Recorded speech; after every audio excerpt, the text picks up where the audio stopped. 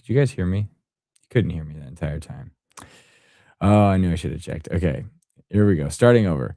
Hello and welcome to Dragnet live from otrgold.com. I'm your host, Austin Bach. Thank you for being here. If you are here, if this is your first time, we're here every Monday, Wednesday, and Friday, typically off mute at 7 a.m. Pacific, listening to one episode of Dragnet to have listened to all 310 episodes currently available. Today, we're listening to episode 276. The title is The Big Switch. And in today's episode, where a detective sergeant assigned a robbery detail, we get a call that a flower shop has been held up. 2 men have been shot, one of them killed. Our job is to check it out. Interesting, though, that this case goes to robbery detail as opposed to homicide detail, given someone has been shot and killed. But maybe as the case unfolds, that will make sense. Or maybe he didn't die initially. Anyway, we'll know more soon. Today's episode originally aired November 30th, 1954. And on Wednesday, we'll be in December, so we'll do some factoids. Quick shout out to everybody in chat. We've got Vern. Vern, welcome. I think you've been here before, right? But not crazy often, so welcome back. Vern, Nell, So Over It, Film Noir Buff. For the uninitiated, that's Love's Old Movies. That's Love Old Movies, Cat St. Augustine. That's Film Noir Buff. But I got used to seeing your username before they changed it to I got used to seeing your display name before YouTube changed to showing people's usernames. So that's what's ingrained in my brain. You'll forever be Film Noir Buff. Okay. Ronnie, welcome. So Over It. What else we got here? Bunch of people telling me they can't hear. Thank you. And then that they can hear. Thank you. I think that's it for now. Great. Welcome. Okay. I was also saying while I was on mute that I hope you all had a great weekend. Please tell me what you did. Justin, let me highlight this one on screen as I read it here. Mod question. Yesterday morning on Gunsmoke LS live stream, a comment was held by YouTube to be reviewed. I hit it because YouTube is so sensitive, but it wasn't anything bad. Was I wrong? Justin, I don't even know what that comment was. Those things go 24/7. So I don't know. I wouldn't beat yourself up about it. We're a pretty good community. I've seen you around here. I haven't seen anything crazy. So yeah, it's a pretty good community. Cool. Well, let's go. Let's move forward. I'm going to share my screen. I'm going to start streaming episode 276. No, glad to hear you took it easy. That's good. Sam, welcome back. Oh, the title is the same as last episode. You're right. Okay, I forgot to do that. So it is not The Big Switch. What is it? I'll tell you, and then I'll have to update this afterwards. I'll put a caption up here that says what we're actually playing. There's another one that says now playing. I'll have to add it. 1 second. But I can tell you what it is. It's The Big Gone. Episode 276, The Big Gone. Sorry, I was behind on launching this thing, so I just copied it over and forgot to update that part. But the description's accurate.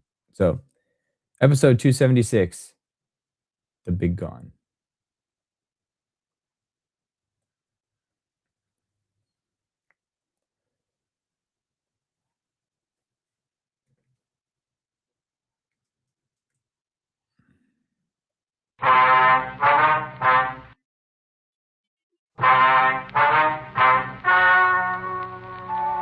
Ladies and gentlemen, the story you are about to hear is true.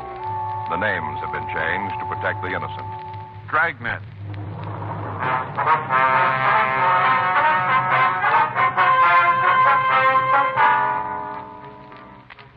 You're a detective sergeant. You're assigned a robbery detail. You get a call that a flower shop has been held up. 2 men have been shot. One of them killed. Your job, check it out.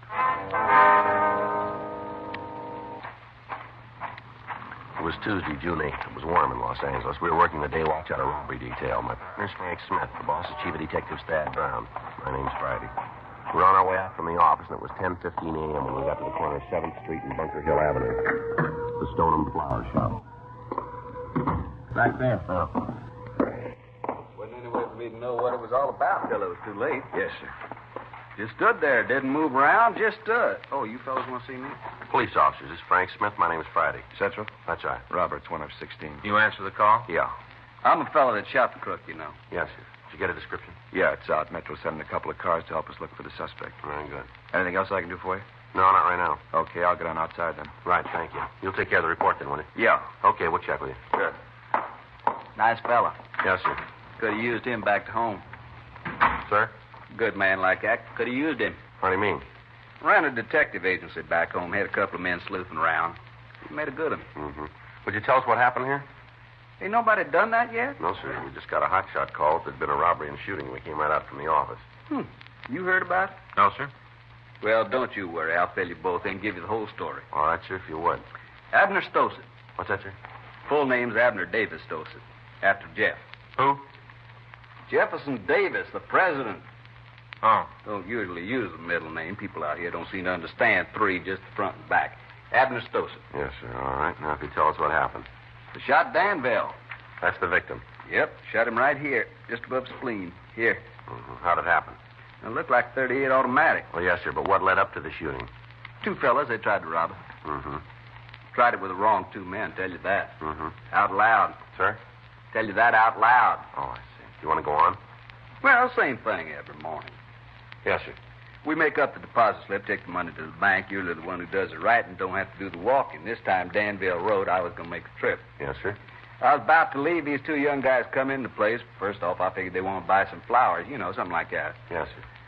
Danville was going to take care of them. Excuse me a minute, will you? Yes, sir. Go right ahead. Stone and Flores? Yes, sir. Oh, no, we can take care of it for you. That's right. Where do you want them sent? Now, just let me check the book here a minute.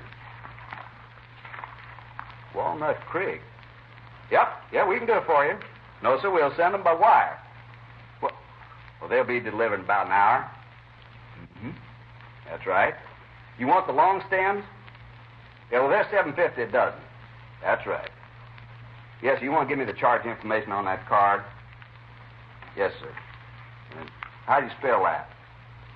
Mm-hmm. Yes, sir, the number? No, sir, the one on the lower right. Yeah, it's 726. All right, is there a message? Mm-hmm. No, not at all, sir. I think it's real pretty. Yeah. No, they'll put the card in. We just wire the order. They'll be very nice. Yes, sir. Thank you. Call us again. That's right. Bye. Got to send some roses up to Walnut Creek. Birthday for a girl named Irma. Mm-hmm. Wonder if we can get back to what happened here. Oh, yeah. Well, these two fellas came in. They just stood there with their feet kind of spread out like they just got off a boat, you know. Stood there, just looked around. Was there anybody else in the store? Just Danville and me. I see. What'd the men say to you? Only one of them talked, the dark one. He asked me if there's anybody in the back, workroom back there. I told him there wasn't, and that's when he showed me the pistol. Stood there in high cotton, waving it around, told me to hand over the bag of money. Were you carrying it at the time? I told you that before. I was on my way to the bank. Sir. Danville wrote the slip. I was going to the bank. I understand. Now, what did he say when he showed you the gun? Said it was a stick-up. Do you remember his exact words? I have them kind of fast for me. Let me see. I think it was, don't try anything. It's a stick-up, like that he said it. I see. Now, how'd the shooting start? Well, Danville said he wasn't going to have no kid talk to him like that. He reached out, took a swing at the kid, a real roundhouse. Mm-hmm. Dark kid ducked back, pulled the trigger, shot Danville right here. Spleen. Dropped like a rock. Mm-hmm. I pulled out my gun and started shooting. You always carry a gun? When I'm going to the bank, you never know what's going to happen. You have a permit? It's against the law to carry a gun without permission, ain't it? Yes. Well, then I got it. After you pulled your gun, what happened? A shot. Yeah, I can understand that. Shot right at the dark fellow. Mm-hmm. You hit him? I don't often miss. I see. Hit him 3 times. Here in the chest. Mm-hmm. What was the other man doing while this was happening? He pulled out a gun, too, and the balloon went up. Bullets flying all over the place. Yeah. Then both of them took off, run out of the place. I followed them. Mm-hmm. Got to the door. The dark one turned around. Gonna shoot at me again. Uh-huh. Didn't move fast enough. I pulled the trigger, hit him right in the middle of the chest, went down like a dropped duck egg. What about the other one? He started running down the street. I guess about the only thing he was wanting was to get away. Yeah. Took 2 shots at him while he was running. I blazed away. Only had 2 more bullets in the gun. I gave them both to him. You hit him? Yeah, at least once, because I saw him jerk. It might have been both times. He kept running, though. What'd you do then? I come back in here, see what I could do for Danville, made him as comfortable as I could, and then I called the police. All right. He came sliding up and took out after the fellow that got away. The ambulance came and picked up Danville and the other guy. Yes, sir. Now, I wonder if you could give us the description of the man who got away. Yeah? Guess. I'll call Georgia Street and check on the other suspect. That ain't gonna do no good. What? You don't have to inquire about him. He's dead. You're sure about that? Son, I know when somebody's dead. Yes, sir. I hit that fella 4 times in the chest with a .44. I saw him drop. About as much life as a sack of cornmeal. He was I'll dead. check anyway. All right. Yeah, sure sorry. What are you sorry about? I say it's a real sorry that you can't work with that other young fellow that was in here. You know, the one in uniform. He was a bright boy. Mm-hmm. This fella here, he couldn't even fill out an application for our agency. Would you give us the description? First line. I beg your pardon? I say he wouldn't even be able to fill out the first line. Didn't know who Jeff Davis was. Hard to believe. Yeah, and how about that description? Well, fellow was about your height, weighed in maybe 150, around there. Mm-hmm. He had light hair, lighter at the top and down by his head like he was bleached in the sun. Any marks or scars? No, nothing that stand out. He had a kind of a flat face. What about his clothes? White shirt, kind of tan pants, carrying a leather jacket with the fur around the collar. Yeah, I know what you mean. Both of them had those. Was there anything in the way they talked, an accent maybe? No, just North talk. I can't tell the difference much of the time. Mm-hmm. Would you know the man if you saw him again? You bet I would. Just stand him up in front of me and I'll lay it on, point him right out. Mm-hmm.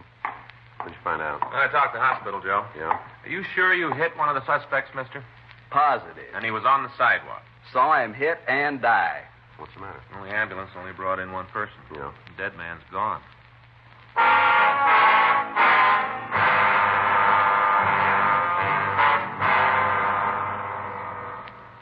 We put in a call to the hospital and made arrangements to talk to the ambulance crew. They told us that they'd only picked up one person at the scene. They went on to say that there wasn't another injured party on the premises anywhere. A check with the officer who answered the original call brought out the information that there hadn't been anybody on the sidewalk when the radio car had gotten there. Frank put out a local broadcast to all cars in the area, and I went back to talk to Abner Stossett.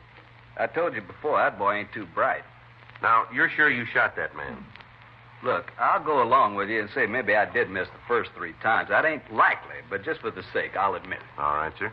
But I know I hit him outside. I was closer to him than I am to you. Ain't nobody could miss that close. All right. Come on outside. Take a look at the sidewalk. You tell me if it's my imagination. All right, fine. They got it out, Joe. All the cars in the area are looking for All it. right, fine. One thing I'm always proud of is the way I can shoot. I don't hardly ever miss. I know I didn't this time. Mm-hmm. Now, just look at that. Take a look. You tell me that's blood, ain't it? Yes, sir, it looks like it. It is. I was standing right here. Right here.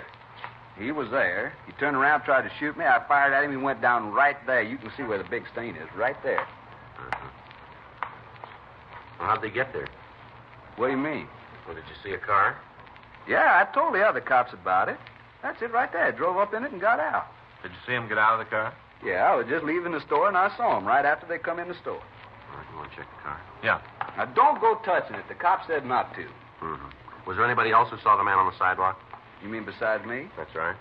Not that I know of. As soon as I emptied my gun at the blonde fella, I went back in the store. I stayed there till the police car pulled up. Mm-hmm. Not more than 3, maybe 4 minutes. Yes, sir. Not more. But I'm telling you, he was right here. Lying there, and he was dead. Mm-hmm.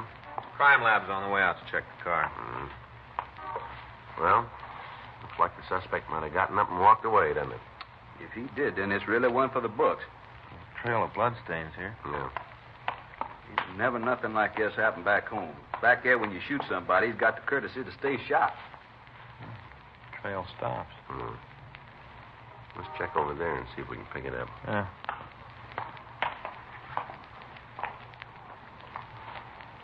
How about it? Nothing. It just stops, that's all. Maybe somebody picked him up in the car. Yeah, must be. Was there anybody else parked in front of the store at the time? Not that I remember. You can see yourself. We got the sign where it says just for the customers. You're absolutely sure there was nobody else?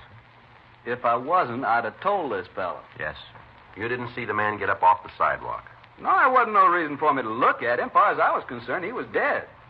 I still ain't sure he wasn't. Well, the trail of bloodstains showed that he did leave here. It still don't sell me. I better start a check of the neighborhood. Right. You want me to help you? No, sir, that won't be necessary. Mr. Friday, Yes, sir. could I talk to you for a minute? All right. Alone? Excuse me, Frank. Yeah. Mr. Friday, I saw that man fall. I saw him hit the sidewalk. I know he was hurt bad. He wasn't going to get up. I'm sure of it. Yes, sir, we understand. I told him all that. I just don't see how I could have made a mistake like that. That fella couldn't have gotten up. He's dead. Yes, sir, we believe you, but he's not here. That don't change a thing, my boy. How's that? He's dead someplace else, that's all.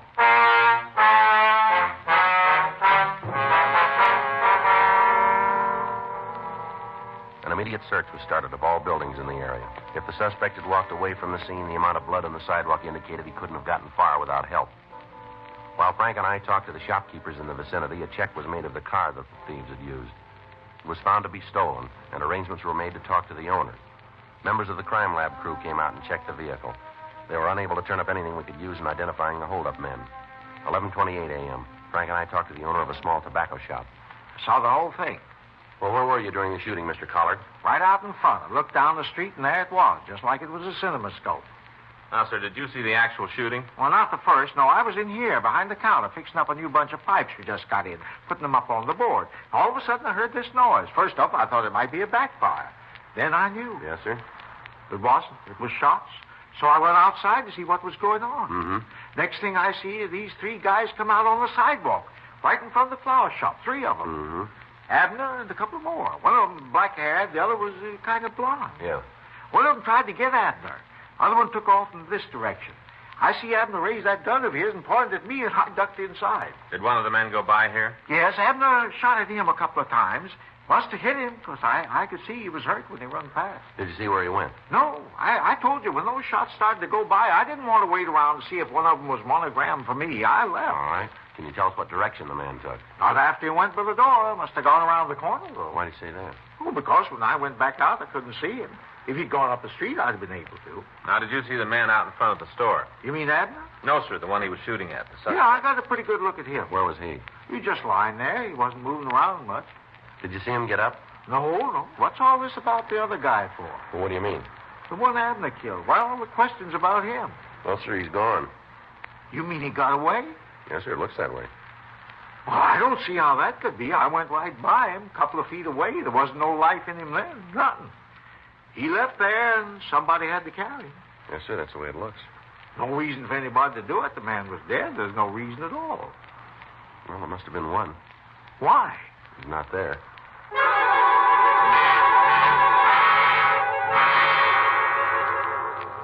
Frank and I checked out the rest of the neighborhood, but we failed to turn up any information.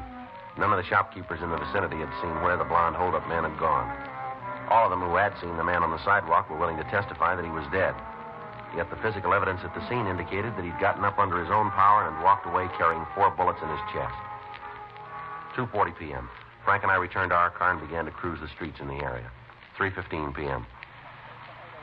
Well, it doesn't look like we're going to find him. Well, Frank, he's got to be here someplace. Unless somebody picked him up. Yeah, it's possible. Yeah. Fellow on the bench over there, you see him? Oh, yeah. Waiting for the bus. He was there when we went by before. Take it easy when you pass him this time. All right. Better pull over. Yeah. Matches the description. Uh-huh. Looks like bloodstains on his shirt from here. It sure does. Fits in good. All right. You cover him from that side. I'll go this way. Right. Joe, he's got a gun. Joe, you all right? Yeah, thanks to this mailbox. I saw him pull a gun. Thought sure he got you. Well, he didn't miss by much. Come on, we better check him. Yeah. I hit him twice, Joe. Take it easy. He's dead. There wasn't anything I could do. It was you or him. Puts us in a corner. Yeah. He was our lead to the other suspect.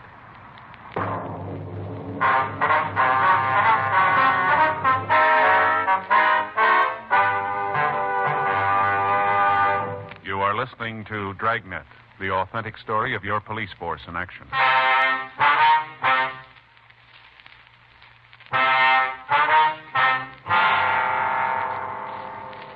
The coroner came out and removed the body. The victim was identified as Jeffrey Burnham, age 27. From his package, we found that he'd been arrested several times on charges of armed robbery and that he'd served one term in San Quentin. Abner Stossett identified him positively as one of the holdup men. Frank and I went back to the office to do a complete check on his friends and known acquaintances in the hope that we could turn up something to lead us to the other man. The search for the dark suspect was continued during the night without result. The next morning, we met with Lieutenant Stoner, and we made arrangements for additional men to aid us in checking out the list that we'd made on Burnham's friends. 8:47 a.m. You ready? Yeah, let's go. I get it. Robbery Friday. Yes, sir. Right away. Yes, sir. Bye. The victim, Abner Stossett. Yeah? Says he came across something this morning. What was it? Should tell us who the missing man is.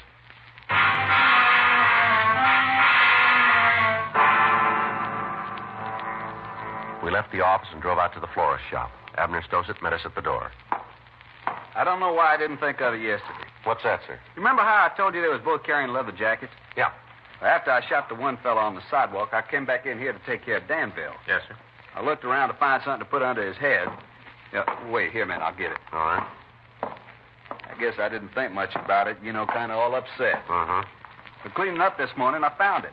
It should give you something to work on. Well, There it is. You can still see the stains on where the fella dropped it. yeah. Are you sure this jacket belonged to the missing suspect? Yeah, you remember how I saw him drop it when he got shot? I remember it good. All right, sir. Thank you very much. We'll check it out. You shouldn't be too much trouble. How's that? Here, take a look. I found this myself. Here. Huh. Laundry tag.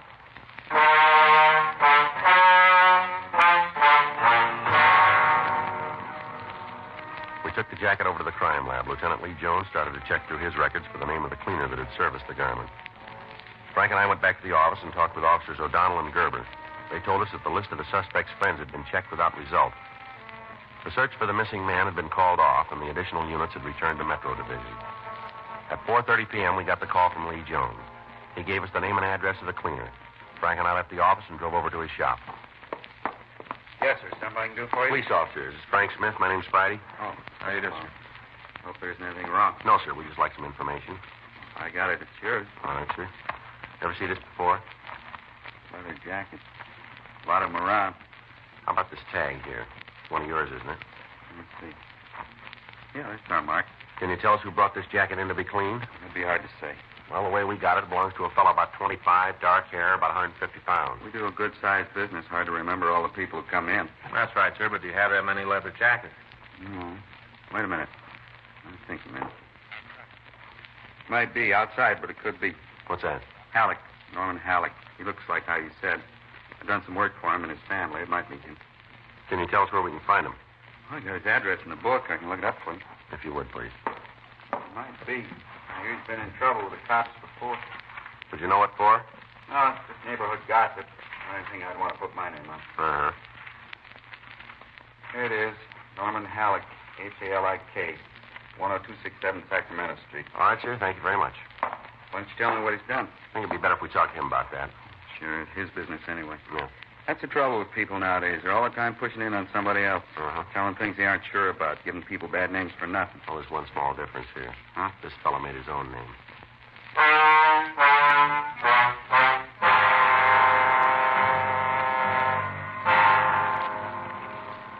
We got Halleck's address, and we drove back to the office. We checked the name through R&I and found that he had several arrests for robbery and one for assault with a deadly weapon. We pulled his mugshot and drove out to see the victim, Abner Stossett.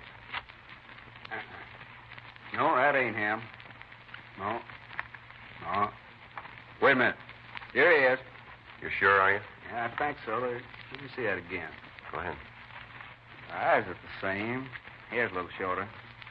No, it doesn't make any difference. Sir? That's the man.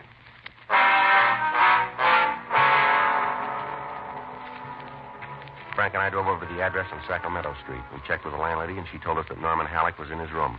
We went upstairs. That should be it.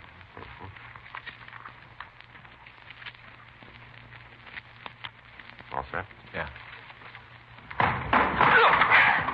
Freeze, Halleck, right there. What do you want? Turn around. What? Turn around. Put your hands up on that wall. Come on, move. Stand still. All right, he's clean, Joe. All right, let's go. Well, what's this all about? Come on, let's go. Well, you got to make a charge. All right, suspicion of robbery. You're out of your head. You tell us about it, will you? Sure, it's a bad beat. It always is, isn't it? It doesn't make any difference. You take me down, book me. I'll be out right away. All I need is a little time. Yeah, well, then you're in real trouble. Huh? You just ran out of it.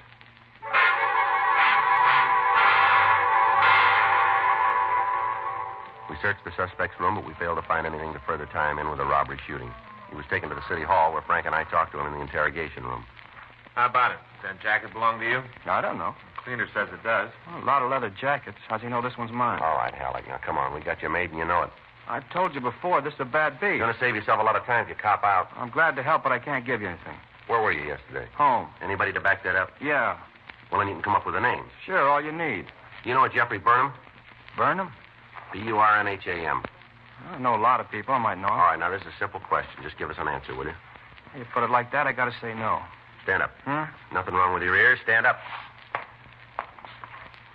All right, now what? Take off your coat. What? Your coat, take it off. It's actually gone straight up. All right, now what? Take your shirt off. Huh? Come on. It's simple. Take the shirt off, will you, fella? I put the 3rd degree out. You're gonna freeze me to death? Come on, move. All right, now what? Turn around. When do you turn on the blue light? Frank. Yeah. All right, you can put your clothes on and sit down, Halleck. Come on. Yeah. You stay there, Halleck. Well, what do you think? He looked awful good for a while, didn't he? Sure blows it up. Yeah. Supposed to be shot 4 times in the chest. Not a bullet wound on him anywhere.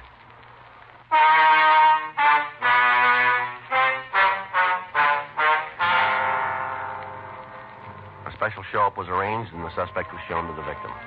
On seeing Halleck in person, he was unable to give us a positive identification. The suspect was detained at the main jail while we checked out his alibi for the day of the robbery. It held. Several people swore that he was 2 miles from the scene when the shooting took place. We questioned him about the leather jacket. He was unable to come up with an explanation as to how it could have gotten to the scene. We checked out all of the people in the building where he lived, all of his friends and associates, and on June 11th, he was released from custody. 10:16 a.m. Frank and I got back to the office from the main jail. Well, I guess better check with the skipper, huh? Yeah? You got a good excuse? Yeah, we'll just tell him the way it happened. He has to go along with it. It's the truth. Well, Joe, it isn't logical that a man could walk around with 4 bullets in his chest and we can't find him. Well, then you tell me what we're looking for. Well, you think Halleck gave us all he had? I don't know. At least we know he's clean. Yeah. No. Where do we go from here? We'll go tell the skipper. All right. Put it in the books and keep working on it. We got one thing with us. Huh? That guy's around someplace. Sooner or later, somebody's going to have too much to drink, maybe get in a fight with their girlfriend, trust somebody too much, but they're going to say something. When they do, we'll hear about it. And we'll get to him. Yeah. Just a matter of time. Mm-hmm. One thing, we got more than he has.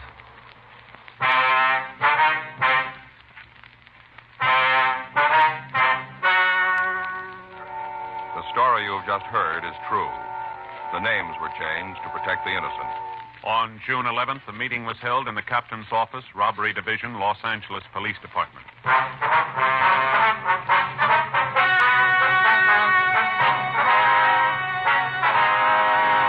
The case was completely reviewed and a report written on the results of the investigation.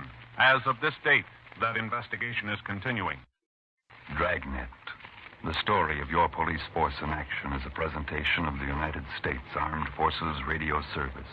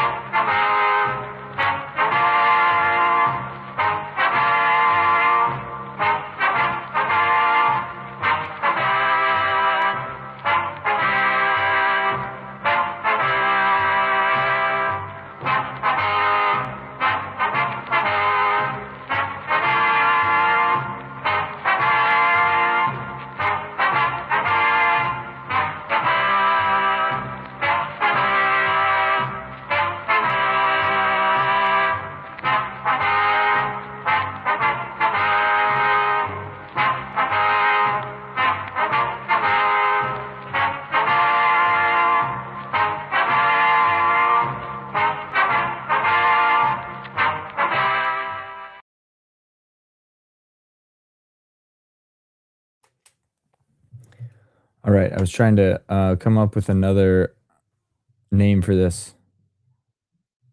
You said so over it said the daisy caper. Call this the chrysanthemum caper, or if it's daisy, it's like the dastardly daisy something. I can't think of another word. Got distracted. Maybe you guys can help me out. I hope you guys enjoyed that episode. I was tracking that one. I'm like, okay, dead body disappears. Oh, I thought the guy on the park bench was the one that they thought was dead, shot on the sidewalk. Apparently, that's not the case because then at the end of they ask that guy to take his shirt off. They don't see any wounds in his abdomen, or you know, any evidence that he'd been in a fight or been shot. So very interesting. And is this the first one that's gone? Uh, this isn't the first one that's gone unsolved. At least I don't think. But yeah, that was an interesting story. But I want resolution. The big nobody. I get you. That's cool. Okay. Well, it's always interesting when they change things up on us occasionally. Um. All right. Well, wish you all a great week. Roscoe, sorry to hear about the news that it's worse than you originally were expecting, but glad that it's been caught early, and we're pulling for you. We're rooting for you. So keep us posted. You're a one-man institution of the OTR Gold channel. Been here since it was called Old Time Radio Archive, and then the start of the other one. So I appreciate the support you've given me. We just care about you and want you to get better. So follow the doctor's instructions. Okay, be a good patient and get better. Awesome. Well, with that, we'll be back on Wednesday with another episode 278. And until then, be safe, be good, be happy. Have a great week, everybody. Set your goals, get after them. I'll see you on Wednesday.